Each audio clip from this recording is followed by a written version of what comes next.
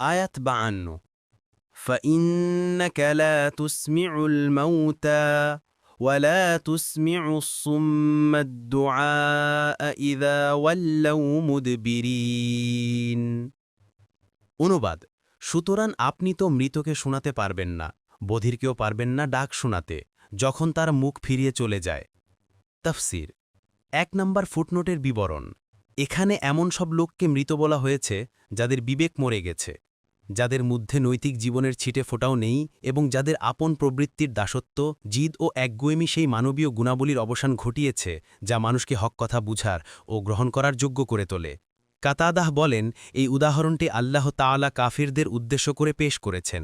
যেভাবে মৃতরা আহ্বান শুনতে পায় না তেমনি কাফেররাও শুনতে পায় না অনুরূপভাবে যেভাবে কোনো বধির ব্যক্তি পিছনে ফিরে গেলে তাকে পিছন থেকে ডাকলে শুনতে পায় না তেমনি কাফের কিছুই শুনতে পায় না আর শুনলেও সেটা দ্বারা উপকৃত হতে পারে না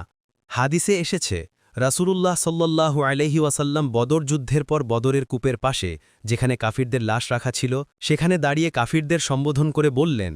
তোমাদের মাবুদরা তোমাদেরকে যা দেবার ওয়াদা করেছে তা কি তোমরা পেয়েছ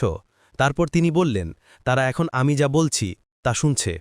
তারপর এই হাদিসটি আয়েশা রাদিয়াল্লাহু আনহাকে জানানো হলে তিনি বললেন রাসূল সাল্লাল্লাহু আলাইহি ওয়াসাল্লাম তো এটাই বলেছেন যে তারা এখন অবশ্যই জানছে যে আমি তাদেরকে যা বলেছি তাই যথাযথ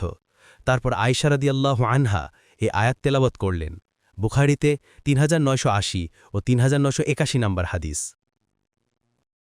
পরবর্তী তাফসিরে যেতে ভিডিওটি শেষ হওয়ার পূর্বেই এই বক্সে ক্লিক করুন ভয়েস বা উচ্চারণে অনিচ্ছাকৃত ত্রুটি ক্ষমাসুন্দর দৃষ্টিতে দেখবেন ইনশাআল্লাহ